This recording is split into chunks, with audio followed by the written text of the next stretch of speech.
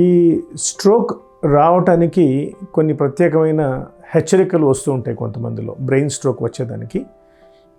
ఈ హెచ్చరికలు ఎట్లా గమనించాలి? ఈ హెచ్చరికల్ని మనం ప్రత్యేకంగా ఇస్కిమిక్ స్ట్రోక్లో చూస్తూ ఉంటాం.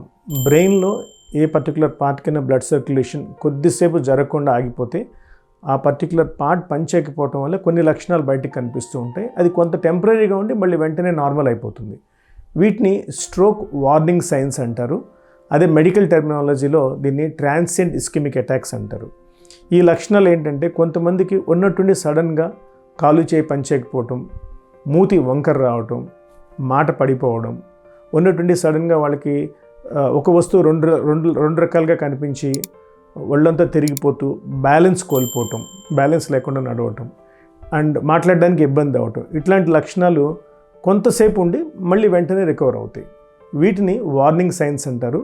ఈ వార్నింగ్ సైన్స్ ఉన్న పేషెంట్స్ వెంటనే వీటిని గమనించి వెంటనే వైద్య సహాయం పొందినట్లయితే మేజర్ స్ట్రోక్ రాకుండా వెంటనే మనం తగు జాగ్రత్తలు తీసుకునే దానికి వీలవుతుంది.